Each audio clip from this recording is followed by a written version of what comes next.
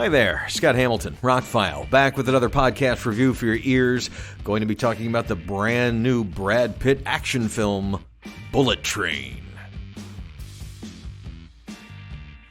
Sorry for the noise in the background. I'm in the middle of redoing this home studio. My computer's too close to the microphone, and I just got home. My dogs are making all sorts of noise behind me, so I'm sorry about that.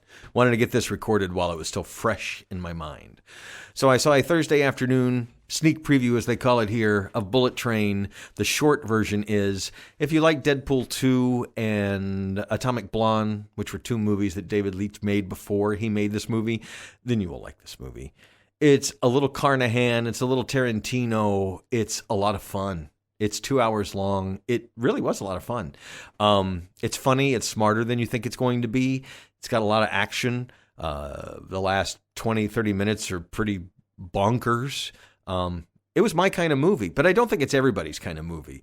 It's not perfect. It's not like a perfect Tarantino movie, but it's really close. And it was really entertaining. And I did watch, I don't usually watch reviews before a movie, but this wasn't a Marvel movie or part of some other big thing. So I did watch a couple of my favorite reviewers, and they all liked it, but always had a but.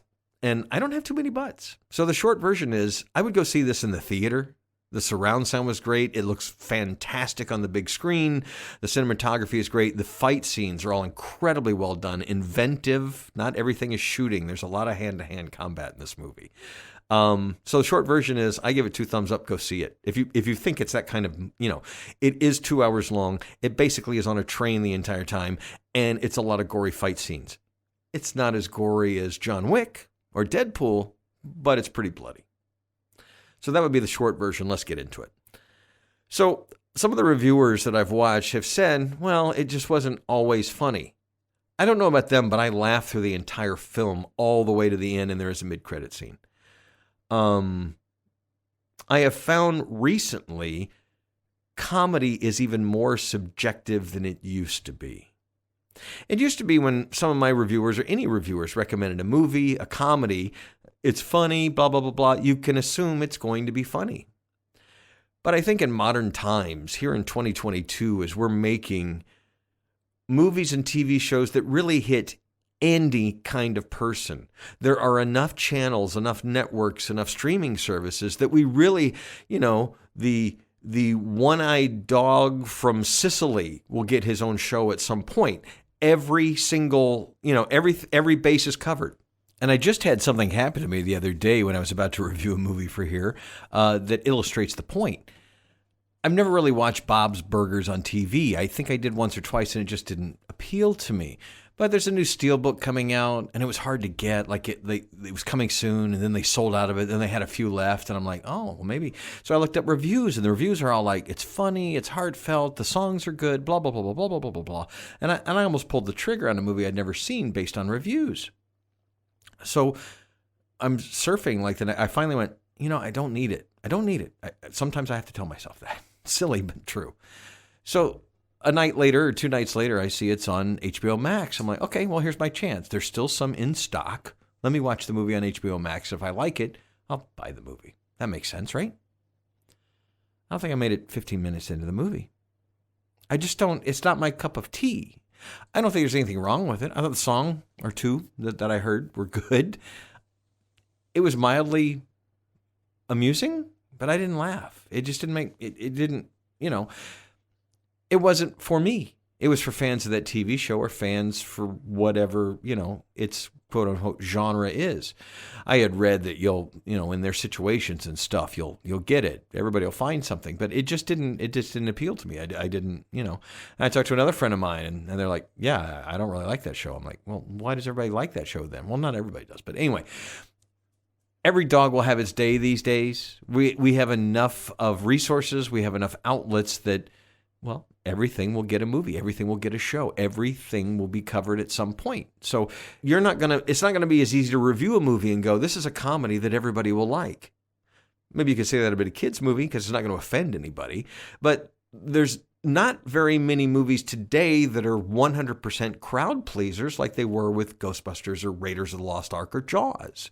Just because we can, the there's more people on the planet, first of all, but there's more diverse tastes. There's more diverse intellectual levels. There's more diverse well, let's go back to taste. Some people want something smarter. Some people want something dumber. Some people want something with more action. Some people want something with more story.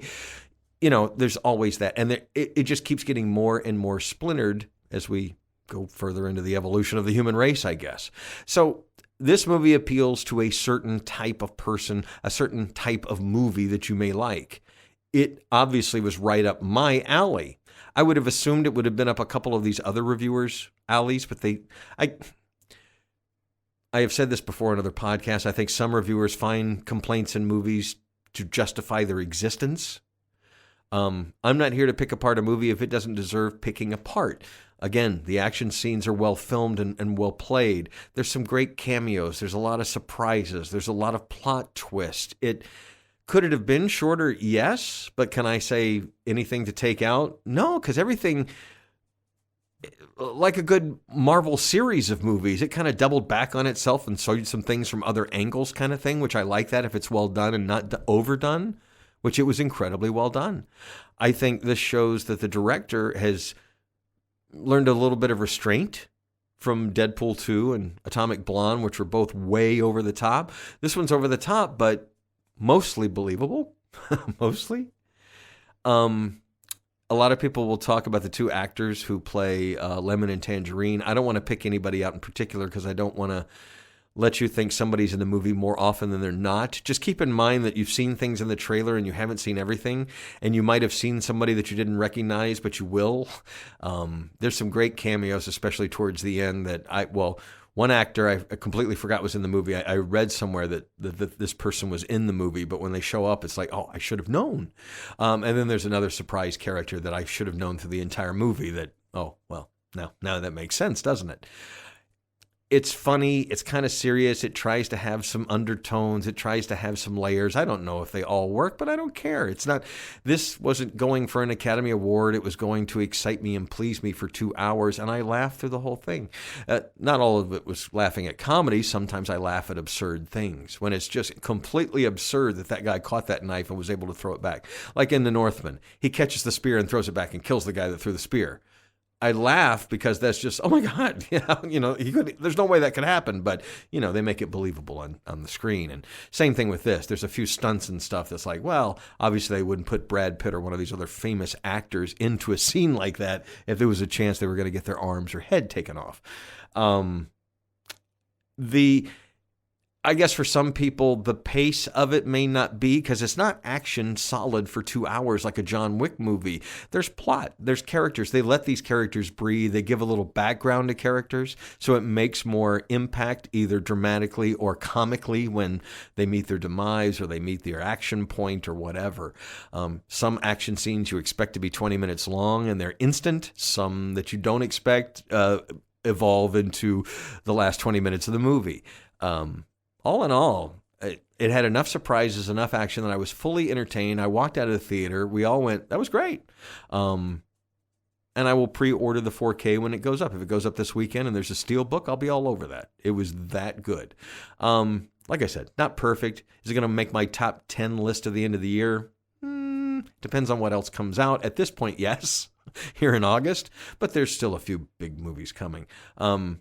But of the few I've seen in the theater so far this year, this was one of the better entertaining rides. I've most recently seen things like Top Gun and wow, it just, we're hitting on all cylinders with some of these movies. I'm pretty picky about what I go to see, and I've missed a couple that I wanted to see, but there's always home video and streaming. But this one is, I would say, go see it in the theater, because Bullet Train is a fun ride from beginning to end. Brad Pitt does a great job.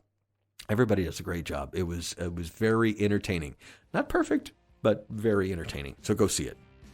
I'm Scott Hamilton. I'm ROCKFILE. This is a bonus podcast. I was going to save it till next week, but the movie's opening, and I saw it on Thursday night, so I'm going to do a secondary. You'll get 2 podcasts in one day kind of thing. Sorry that I'm doubling up, but this one's kind of timely. Go see the movie. Go back to the movies. Enjoy the fact that we have movies again. I think it's great. Scott Hamilton. I'm ROCKFILE. My links are below. Have a spectacular weekend.